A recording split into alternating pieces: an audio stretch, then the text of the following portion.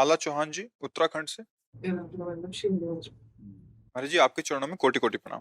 महाराज जी, मैं 30 साल से स्कूल में प्रिंसिपल हूँ। महाराज जी, मेरा एक प्रश्न है। पहले ऐसा मुझ में नहीं था, लेकिन अब बहुत जल्दी प्रभावित हो जाती हूँ किसी से भी। वो चीज मुझे बेचैन करती है और उस कारण मैं खुश नहीं रह पाती। मुझे सोच लगी रहती है अपने बच्चों की, कहीं ना कहीं दूसरों से तुलना होती है, फिर मुझे बहुत हाँ, मतलब अशांति हो जाती है। वो कुल मिलाकर ये सांसारिक भाव है। इसमें कोई शास्त्रीय आध्यात्मिक भाव नहीं है। अगर आध्यात्मिक भाव में आएंगे तभी बात का ठीक अनुभव होगा। ये तो प्रायः सब संसार के जनों में ऐसा ही होता है। प्रायः संसार का क्षेत्र यही है। सत्संग सुनो, नाम जप करो, थोड़ा बुद्धि पावन होगी, वो ठीक निर्णय करेगी। प्रभावित होने वाली बुद्धि ठीक नहीं होती।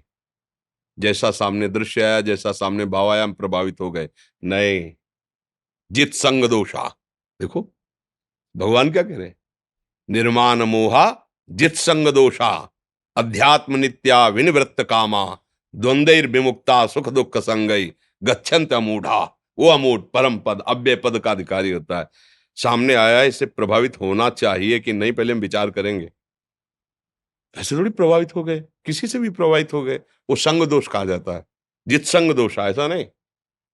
आप हजारों की संख्या में रोज मिलते हैं, किसी एक से भी प्रभावित नहीं। इसके बाद जब हम आंख मूंदेंगे तो तुम्हारा किसी एक का भी चिंतन नहीं होगा। जिसका चिंतन होता है उसी का चिंतन, अब वो जिसे भेद दे वो आपके लोगों के भाव में होगा। जिस अच्छा, वो आएगा। हमारा संपर्क, हमारा संबंध, हमारा प्रभावित होना किसी से नहीं। अब प्रिया जो आपको, वो आपका भाव, आपकी बात, दिमाग, अच्छा अच्छा चिंतन में, वो नाते नेह राम के मनियत सुहृद सुसेव्य जान। ऐसा स्वभाव नहीं बनाना चाहिए हम कहीं भी प्रभावित, तब तो हम दुखी बने रहेंगे, हम परेशान होते रहेंगे। नहीं नहीं, जित संग दोषा, ठीक से चलना चाहिए। इसके लिए नाम जप करो, सत्संग सुनो, धीरे धीरे विवेक जागृत हो बुद्धि में, तो फिर निर्णय ठीक करने लगेगी। ऐसा नहीं, अगर ऐसे तो फिर अब इसके बाद जाके पूरी रील बन गई ना, सुबह से 2:30 से अभी तक, 2 बजे चले, 2-2:30 से लेके अभी तक हजारों। फिर तो हम तो टेबलेट खाना पड़ेगा सर दर्द का। कोई रो रहा है, कोई प्रश्न कर रहा है, कोई प्रणाम कर रहा है, कोई कुछ कर, फिर नहीं, मेरे प्रभु का विराट रूप है, उनकी लीला चले सब ऐसे, जैसे बोर्ड में लिखते जाओ और उससे करते जाओ। नहीं क्या होता है, मिट, हाँ, विवेक तत्काल अपहरण करता चला जाता है, शांत शांत शांत, सब हटाता चला जाता है। तो जो बैठे हैं वही केवल समझ में आ गए, और सब उनका विलास है, 1 मिनट में मिटा दिया। विवेक शक्ति वो जागृत करो, विवेक। हाँ, दूसरों को पढ़ाना सहज है, अपने मन को पढ़ा पाना बहुत कठिन है। दूसरों को उपदेश दे देना सहज है, अपने मन को चेला बनाना बड़ा कठिन है। जो मन को चेला बना लिया वही गुरु, वही गुरु। अगर मन को चेला नहीं बना पाया तो गुरु नहीं। जो मन को पढ़ा दे वही सच्चा शिक्षक। अपने मन को पहले अच्छे चेला बनाओ, अपने मन को पहले शिक्षा दो, और वो इतना बलवान हो जाए, कहीं आसक्त ना हो, कहीं मान न छू जाए, कहीं मोह न छू जाए, फिर देखो कैसा आनंद देता है। यही मन तुम्हें परमानंद सुख प्रदान करने। नाम जप कीजिए और सत्संग सुनिए ध्यान पूर्वक, फिर आपकी बुद्धि में विवेक जागृत होगा, वो निर्णय ठीक करेगा। कविता जी, वृंदावन से। गुरुदेव, आपके चरणों में कोटि कोटि प्रणाम। गुरुदेव, मैं श्री जी की मंगला पहले 2:30 बजे करके आती थी, लेकिन पिछले दिनों ब्रज के भक्त का एक चरित्र चल रहा था, जिसमें आया कि आधी रात को भूत लोग भगवान का भोग लगा रहे थे। तो ये सुनकर अब मैं श्री जी की मंगला 9:30 बजे यहाँ से जाकर 10 बजे करता हूँ। आज का सत्संग सुना है? तुम किस ट्रेन पे बैठी हो? भूत वाली ट्रेन पे बैठी हो क्या? अरे भाई, हमको अपनी बात देख ली, अपने गुरुजनों की। हमारे यहाँ श्री जी को ठीक 12 बजे भी भोग लगता है। शयन भोग के बाद जो है, जो रात्रि में प्रिया प्रीतम 12 बजे भी भोग, इसीलिए लड्डू जल ये सब राधा वल्लभ जी में भी रखा जाता है। और हमारे यहाँ भाव की उपासना है। बस यही तो समझाना है कि सत्संग में तो सब बातें होंगी, अपने को ये देखना है कि हम उपासना किस बात की करते हैं। हमें बाहरी बातें नहीं देखनी है, सुननी सब है, चलना हमको अपनी गुरु रस रीति के अनुसार है। इष्ट मिले और मन मिले, मिले भजन रस रीत, हमें ऐसा नहीं देखना। हमारे लाडली लाल हैं, तो शयन भोग के बाद भी रात्रि में शैया भोग लगता है। कब प्रिया प्रीतम को भूख लगे, प्यास लगे, तो रसिक जन थोड़ा भोग और जल ऐसे सहन में रखते हैं। हम बाहरी बातें नहीं समझ, सुन लेनी सब चरित्र है भगवान और भक्तों के विविध, लेकिन हमको चलना अपनी रस रीत से, ऐसा नहीं तो फिर 2:30 कर सकते हैं लोग, है। 2:30 कर सकते हैं मंगलाक्षरी। भैया रात दिन का भेद हमारे लिए है, श्री जी के लिए नहीं है। जब वहां सूर्य चंद्र ही नहीं तो भेद कैसे हो सकता है? भेद रात और दिन का सूर्य चंद्र के लिए होता है। भगवान ने अपने नित्य धाम के लिए गीता में कहा है, न तद्भासते सूर्यो न शशांको न पावकः यद गत्वा न निवर्तन्ते तद्धामो परमम मम। भगवान कह रहे हैं जहां न सूर्य का प्रवेश है न चंद्र का प्रवेश है, फिर काल क्रम का प्रवेश कैसे हो जाएगा? काल क्रम में मृत्यु लोक है। तो अब हम अपने आठों पैर श्री जी में लगा सके, इसलिए 8 पैर की उपासना है। वहां थोड़ी कि अब श्री जी तुम सुला दिए तो श्री जी सो रही है, अब वो तो जगेंगी 5-6 बजे, ऐसा नहीं है। हमारी भावना के, अब हमको सत्संग में जाना है तो हमने श्री जी को उठा दिया, मंगल भोग लगा, अब सत्संग में 9 सवा 9 बजे तक श्रृंगार आरती करके गए, फिर वहां अपने श्री जी को स्नान कराया, श्रृंगार किया, भोग लगा। अपने हमारे को समय सार्थक करना है, समझ रहे ना? और उसमें बाहरी, और बाहरी किसी से सलाह मत लेना। हाँ, नहीं तो कह देगा भूत को भोग लगा लो, क्या क्या मतलब, फिर तो परेशान हो जाएंगे।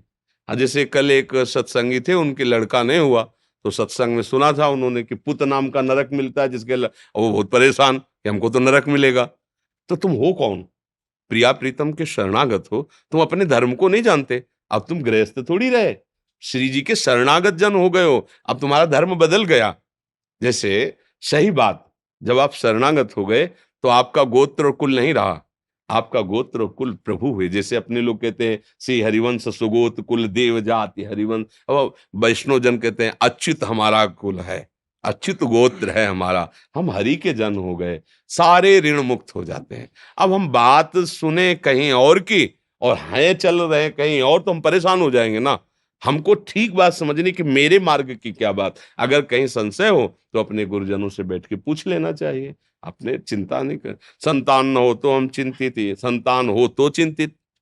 जिनके संतान हो सुखी हो गए क्या? बहुएं आती है ना, तो कोई बिरला ही होती है जो सास की सेवा के लिए बर्तन मंजवाती है। बुढ़े को लड़का पकड़ाते हैं बाहर और चुपचाप खिलाता रहे। हाँ, ऐसे नहीं कि सास ससुर की भगवान, कोई बिरले ऐसे होते। अरे भगवान का भजन करने के लिए शरीर मिला है, जो परिवार है उसकी सेवा कर दो और प्रभु को अपना मानो, तो मुक्त हो जाओगे। लड़का बच्चा परिवार जो जैसे भाग्य में है वो मिल रहा है, नहीं दिया तो भगवान की इच्छा, और भजन करो, निकल जाओ। अब रो बैठो, फिर किसी ने कल कहा कि आप ये कह दे कि गोदनामे में ले लें किसी को। अगर हमारे भाग्य में संतान सुख होता तो गोदनामे की जरूरत क्या है? भगवान देते, और नहीं है सुख तो जो आएगा ना वो ऐसे लगाएगा। ठीक गोपाल जी को पुत्र मानो, ठाकुर जी को पुत्र मानो, जो संपत्ति है हर उत्सव मनाओ। लाला का जन्मदिन है, आज जन्माष्टमी है, खूब साधु ब्राह्मण गांव गांव का गांव पवाओ, संपत्ति लगाओ, हमारे लाला हैं। कभी मनावे तो लाला और लाली का ब्याह रचाओ, श्री जी का लालजू का खूब सुंदर उत्सव देखो, सब सार्थक हो। धन सार्थक, जीवन सार्थक, मन सार्थक, क्योंकि हमारे प्रभु के सिवा और कोई है नहीं। और जब पधारोगे तो तुम्हारी अंत्येष्टि बनाने के लिए फिर वही लाला आएगा जिसको तुमने जीवन भर प्यार किया है, वो ले जाएगा तुमको। इसलिए बात समझो, ये कोई कहानियां नहीं है, ये कोई व्यर्थ की बातें नहीं है। हाँ, सत्य बात, भगवान सच्चिदानंद है, हमको अपने भाव से चलना है। देखो संसार के अलग अलग धर्म है, अलग अलग कर्म है, अलग अलग बातें हैं। हम जिस धर्म में लगे हैं हमें उस बात को समझना है। सुनील कुमार जी और रश्मि आहूजा जी, आप दोनों का एक जैसा ही प्रश्न था। महाराज जी, अगर कोई झूठ बोलता है तो उस समय हम अपने आप को कंट्रोल कैसे करें? बहुत मुश्किल होने पे भी कंट्रोल नहीं होता। अगर हम सत्य मार्ग में चल रहे हैं तो तुम्हारे झूठ बोलने से हमें क्या फर्क पड़ेगा, आप जानो। हाँ, आप अगर हमसे पूछते हो कि मैं झूठ बोल रहा हूं मेरा क्या होगा, तो हम आपको परिणाम बता सकते हैं, आपको सत्य मार्ग बता सकते हैं। आप झूठ बोल रहे हो, आपका विचार है, आपका स्वभाव है, ऐसे ही आपको सोचना चाहिए। संसार आपके अधीन थोड़ी कि आप जैसा चाहोगे वैसा चलेगा। आप अपने मन को अधीन करो, सत्य पर चलो, आप सत्य मार्ग पर चलो। जो आपसे झूठ व्यवहार कर रहा है वो उसका फल पाएगा। हम किसी को सुधार नहीं सकते। यदि आप सुधरना ना चाहो तो ब्रह्मा भी आपको सुधार नहीं सकते। भगवान बैठा तो है सबके हृदय में। आप सुधरना चाहो तो जो झूठ बोलते हैं, छल करते हैं, कपट करते हैं, हमको अपने आप को बचाना है, उनसे दूरी बनाना है। पर वो सुधरे तभी जब वो अपना सुधार करना चाहें, अन्यथा हमारा कोई वश नहीं। हमारा का मतलब हम सब आपका क्या वश है? छल कपट, नाना प्रकार का विश्वासघात, ये अधर्म के वृत्ति धारण करने वालों के हृदय में राज्य करता है। तो हमें उनसे वैर नहीं करना, द्रोह नहीं करना, हमें सत्य पर, धर्म पर चलना है, बस ये हमें देखना है। वो व्यवहार कर रहा है, हम मुस्कुरा के आगे चल जाते हैं, उसको वो देखेगा। जो निर्णय करने वाला ईश्वर है, परम महान है, वो सबको देख रहा है, वो उसको देखेगा। हमें उसके विषय में ज्यादा टेंशन नहीं लेनी, हमें अपने को बचाना है। उसके झूठ में नहीं फंसने देना, उसके कपट में नहीं फंसने देना, और नहीं फंसेंगे यदि आप सत्य से चल रहे हैं। सत्य से चल रहे हैं तो वो आपको फंसने नहीं देगा। करो सदा तिनके रखवारी, जिम बालक राखे महतारी, वो आपको ऐसे बचा लेगा, वो आपकी रक्षा कर लेगा। और क्या आशा है झूठ का आपका? क्या जानना चाहते हैं? पता हो कोई झूठ बोल रहा है, हमें जरूरत नहीं है। हमें ये पता होना चाहिए कि हमें झूठ तो नहीं बोल रहे। बस आप अपने आप को संभालिए, सृष्टि नहीं संभल सकेगी आपसे। आप अपने आप को संभाल लोगे, आपको कोई परास्त नहीं कर पाएगा। बस इतनी बात समझे, हमें आपको संभालना है। अगर आप अपने को संभाल लिए, हम अपने को संभाल लिए, अपने को संभाल लिए, तो हमें लगता है धीरे धीरे हमारा पूरा भारत, हमारा विश्व संभल जाएगा। हम क्या करते हैं, हम दूसरे को संभालने की चेष्टा में अपने आप को छूट दिए रहते हैं। दूसरा सत्य में चले, हम जैसा चाहें वैसा करें, ऐसा सिद्धांत नहीं है। तुम्हें जैसा मन मावे वैसा करो, हम सत्य से चलेंगे, हम धर्म से चलेंगे। अगर एक एक स्वीकार कर लो तो सब पूरा भारत धर्मात्मा हो सकता है। हमें अपने को सुधारना है, हम अपने को सुधारें, आप अपने को सुधारो, आप अपने को सुधारो, वो धीरे धीरे सुधार होता चला जाएगा। समझ पा रहे हैं आप? प्रीति मित्तल जी मथुरा से। राधे राधे। राधे राधे महाराज जी, आपके चरणों में कोटि कोटि नमन। महाराज जी, आपका सत्संग सुनने से पहले प्रतिकूलता से मन घबराता था, किंतु आपकी कृपा से प्रतिकूल समय में निरंतर ये भाव रहता है कि जोई जोई प्यारो करे सोई मई भावे। प्रश्न ये है महाराज जी, जब बहुत अधिक अनुकूलता होती है तब भय लगता है कि मन इन विषयों के सुख में ना उलझाए। हाँ, बिल्कुल ठीक है। ऐसा ही सावधान रहना चाहिए। ये डर ही डर हरिवंश हित, जिनो भ्रमय गुण सलिल पर, जिह नामन मंगल लोक त्यों, सुहरि पद भजु न विलंब कर। उस समय भजन में और तन्मयता धारण करनी चाहिए कि आज ये सुख कहीं मुझे फंसा न ले, नहीं तो कल मुझे दुख रुला देगा। अगर आज के सुख में आप अभिमान करके हर्षित होकर उसे नहीं भोगेंगे तो किसी दुख की ताकत नहीं कि आपके हृदय को विचलित कर सके। बहुत सावधान चित्त है, इसे और सावधान रखो। इसे चित्तचोर प्रभु के चिंतन में लगाते हो। अनुकूलता में भय हो जाए और प्रतिकूलता में निर्भय, तो जानो साधना ठीक चल रही। यही साधना का स्वरूप है। आपका आपकी बुद्धि ठीक है, आपका चिंतन ठीक है, क्योंकि अनुकूलता में तो सब राजी हो जाते हैं, प्रतिकूलता पे कौन राजी होता है? प्रतिकूलता में निर्भय हो जाओ, कुछ नहीं बिगड़ेगा। और अनुकूलता में भयभीत हो जाओ, बिगड़ सकता है, फंस सकते हैं, हम प्रभु को भूल सकते हैं, किसी भोग में हम आसक्त हो सकते हैं। प्रतिकूलता आई तो आप क्या भय करना, मेरे प्रभु है ना मेरे साथ। आज सब लुट जाएगा तो कल नया रच देगा। वो सृष्टि का मालिक पलक झपकते ही अनंत ब्रह्मांडों को रच देता, मेरा प्रीतम है। वो जिस दिन चाहेगा उस दिन नई सुदामापुरी खड़ी कर देगा। वो उसके लिए कुछ कवि जैसे द्वारिका ऐसे सुदामापुरी खड़ी कर दी थी सुदामा जी के लिए। मैं उस मालिक का सेवक हूँ जो भारी विपत्ति में भी किसी भी तरह हमें दुखी नहीं होने देता। बस हम ये बात पकड़े रहे और अनुकूलता मिले तो सावधान रहे। यही सावधानी साधक की सावधानी है। वाह श्री हरि श्री। और तुम वहां 2 बजे से खड़े हो जाते हो और तुम्हें नींद नहीं आती? नहीं आती। ये यार तुम तो बहुत बड़ी चीज हो। और हमको बहुत अच्छा लगता है जब आप एक बार फिर बोलो, ये मुंह का हटा के बोलो, ऐसे नहीं जैसे वहां बोलते हो। और बाबू वो आवाज नहीं आई। श्री हरि वंश ऐसे बोलो। लो इसे एक माला फैलाओ। तुम नाम जप करते हो?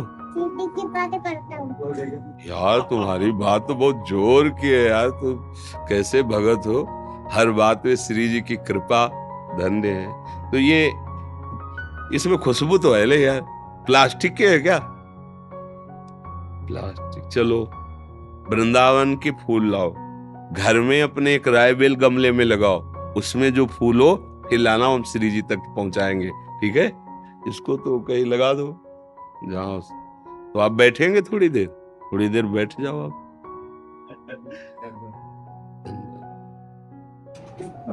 एक मेरा प्रश्न था, मेरे को जैसे पहले थी ना जिज्ञासु पहले पहले शुरू शुरू में लगा सवाल भगवान से ही, भगवान आप मेरा मार्गदर्शन ऐसे करें, अब मेरे को ये सब चाहिए।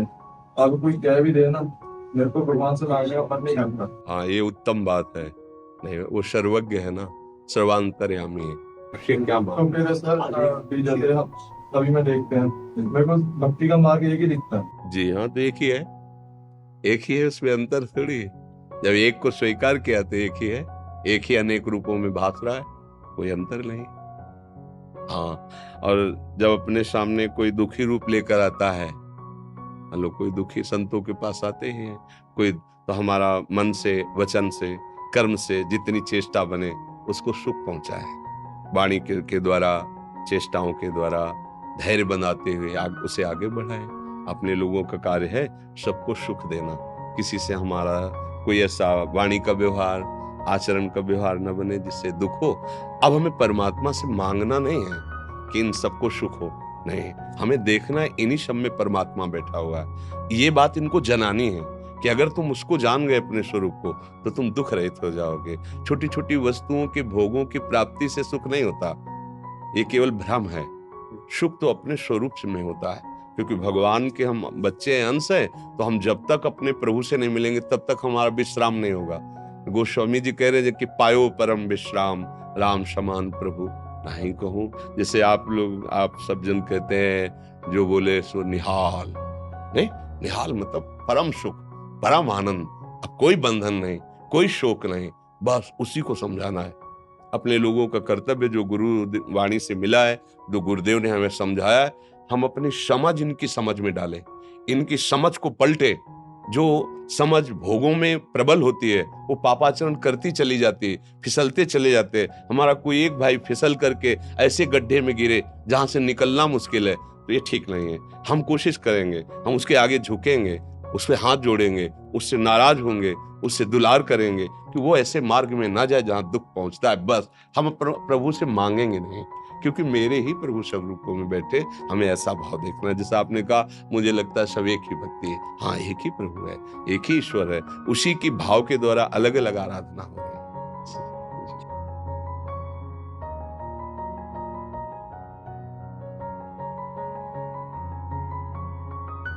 बस नाम जप कीजिए जितना अधिक से अधिक हो सके। सब सुखों की खान भगवान है।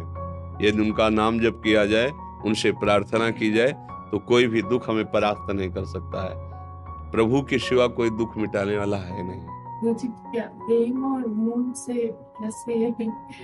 हाँ, प्रेम अलग चीज है, मोह अलग चीज है।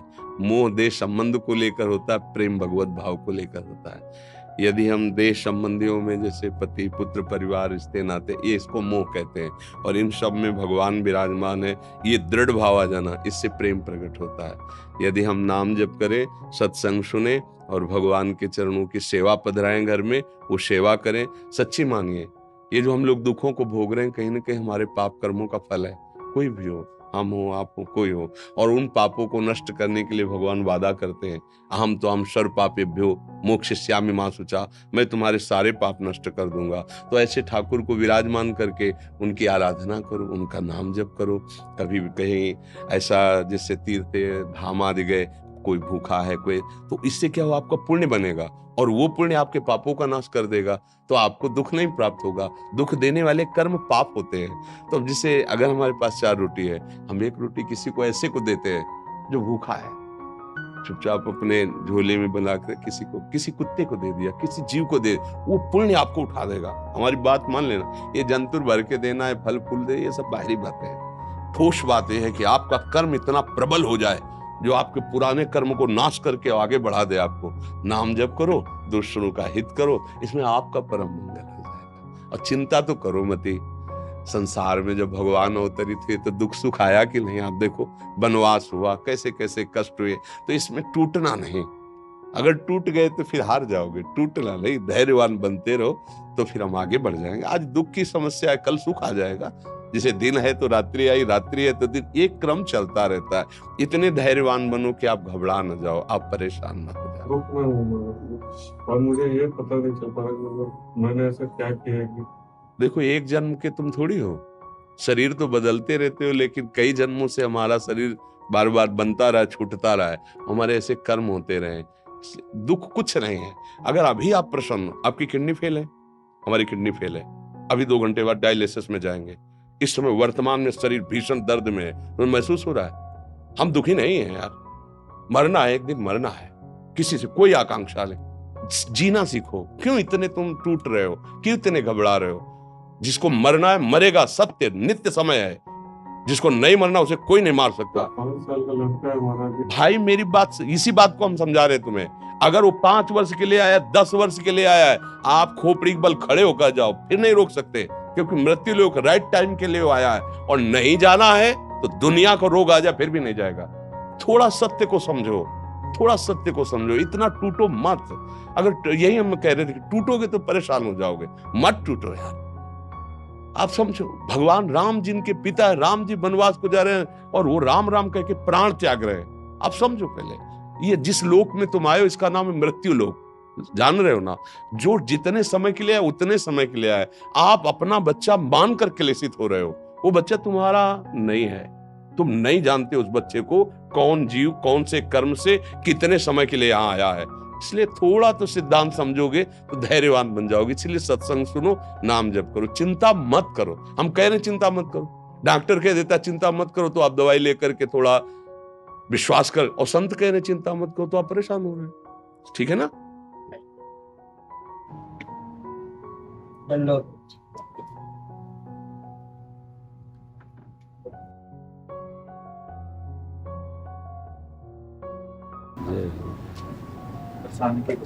अच्छा, धन्यवाद, बड़ी कृपा, बड़ी कृपा, लाडली मेरी प्रिया जी।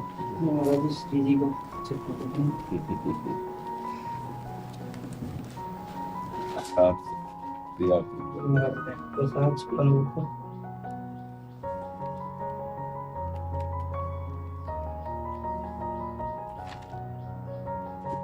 तो आपके प्रवचन सुनकर गुरुजी हम जैसे युवान को बहुत ही लाभ मिल रहा। आपके प्रवचन से बड़ा ही आनंद आ। हमारे प्रवचन क्या श्री जी की जूठन जैसे चला रही है। हाँ हाँ, 2 मिनट बैठो। विषयों ने इतना परास्त कर दिया हमारी इस समय नई जनरेशन को, नई पीढ़ी को।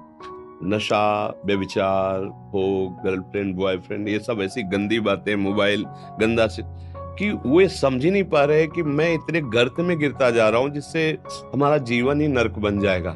वे बात को समझ नहीं पा रहे। भगवत कृपा से अगर हमारी नई पीढ़ी समझ जाए तो हम समझेंगे हमारा जीवन सार्थक हो गया। बहुत ही बड़ी कृपा है ये नई पीढ़ी को, और नई पीढ़ी हमारे 84 कोष में जितना भी है सब युवा नशा में लुप्त होता है। जी जी जी। अब बस हम ये, जहाँ तक श्री जी का बल हमें मिल रहा है, यही कि जितना के प्रवचन से हम जैसे युवा बहुत महाराज जी आगे।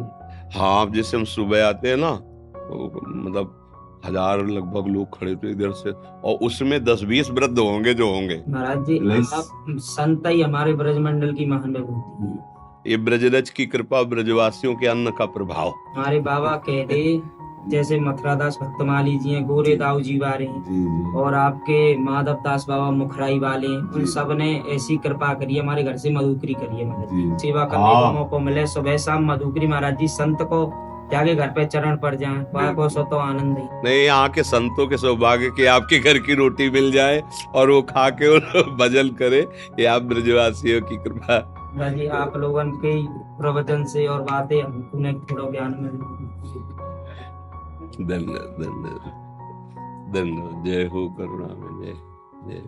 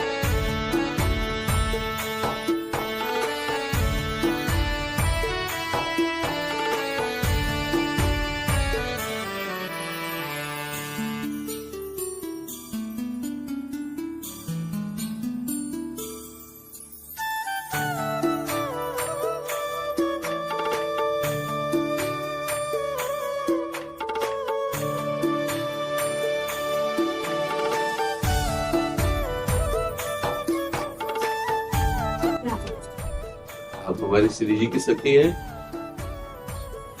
एक माला पहनाओ। लो माला। आप भी हमारे श्री जी की प्रिया सखी हो ना। हाँ। तो दोनों दोस्त हुए दोनों आप श्री। तो बोले थे ना कि आप और कभी सुना देना, हमको आपको कुछ सुनाना है। अच्छा तुम सुना दो, एक सुनाते रहो। तुम सुनाओ। बाकी सब आ जाओ। हाँ एक सुना, एक सुना दो, तुम सुनाओ। श्री राधा मेरी मात है, पिता मेरे घनश्याम, इन दोनों के चरणों में मेरा कोटि कोटि प्रणाम। सब द्वारन को छोड़कर मैं आयो तेरे द्वार, हे वृषभानु की लाडली निक मेरी ओर निहार। श्री राधा मेरी स्वामिनी, मैं राधे को दास, जन्म जन्म मोह दीजो श्रीधाम वृंदावन को वास। मुनिंद्र वृंदावंदिते पुलो शोकहारिणि, प्रसन्न वक्त्र पंकजे कुंज भूमि विलासिनी, ब्रजेंद्र भानुनंदिनी ब्रजेंद्र सोनु संगत, कदा करीक्षसी यमां कृपा कटाक्ष भाजनम। हाँ बस बस पूरा स्तोत्र सुला ले, इतना सुला दिया, फिर कभी आके सुला दे, ठीक है। जय जय श्री राधे श्याम। धन्यवाद धन्यवाद।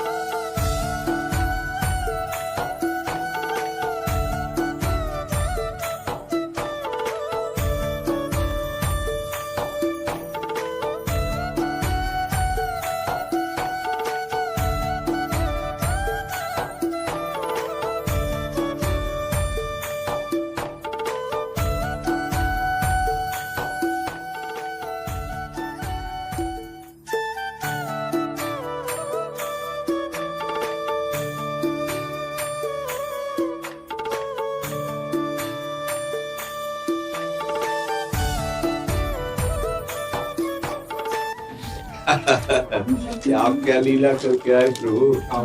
अच्छा जय हो वृंदावन धाम की, राम घाट से वृंदावन। आओ स्वागतम।